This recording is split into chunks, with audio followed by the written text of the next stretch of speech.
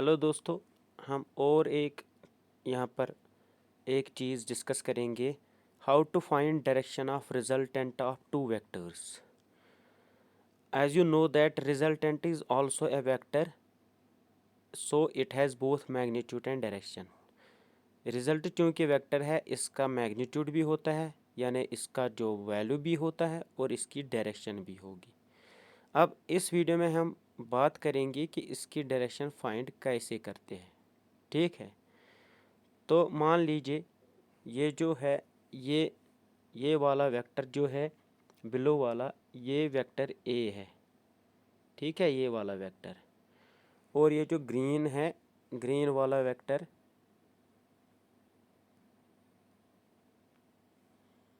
ये vector B है। ठीक, अब आपको मैंने पिछले वीडियो में बताया ये जो रेड वाला वेक्टर है ये क्या है, ये है वेक्टर और रिजल्टेंट जिसको कहते हैं। Actually, this R is the solution. This R is the solution of vector A and B. Or we can say that this R is the addition of vector A and B, जो कि हमने discuss किया है।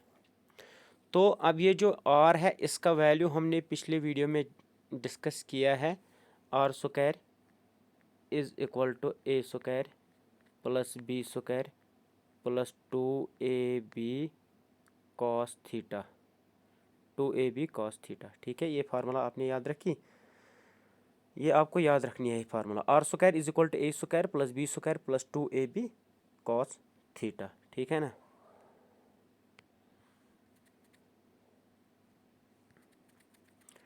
तो इस video में मैं आपको बताऊंगा कि ये जो डायरेक्शन है आर की, ये डायरेक्शन क्या है, इसकी डायरेक्शन कैसे हम फाइंड करेंगे। ठीक है, इसकी डायरेक्शन जो है, इसकी डायरेक्शन है एक्चुअली ये एंगल अल्फ़ा। ठीक है, तो ये जो tan अल्फ़ा होता है,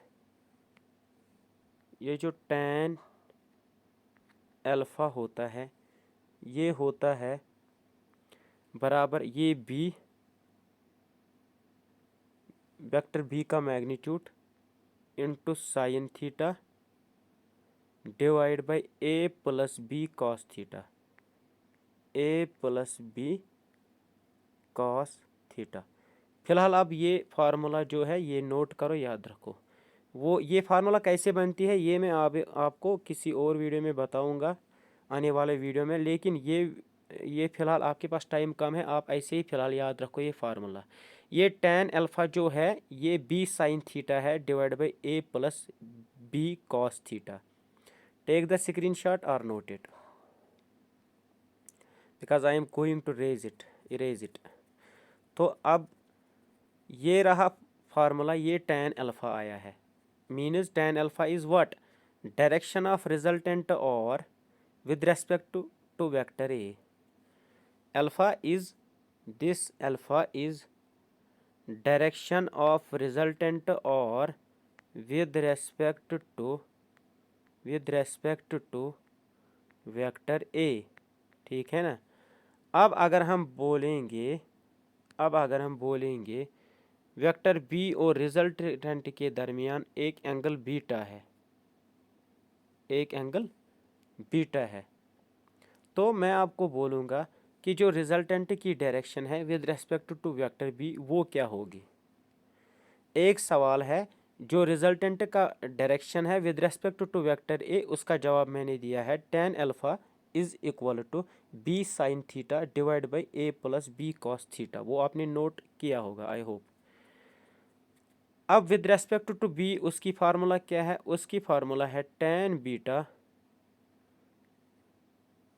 is equal to tan alpha जब था बी साइन थीटा था ना, tan अल्फ़ा अब होगा tan बीटा यहाँ था, tan अल्फ़ा ये वाला एंगल है, अल्फ़ा ये वाला एंगल है, तो हमने लिखा था tan अल्फ़ा बी। ठीक है ना, B sine theta divide by A plus B cos theta. अब हम रिवर्स में जाएंगे, tan बीटा लिखेंगे, ए लिखेंगे यहाँ पर ए साइन थीटा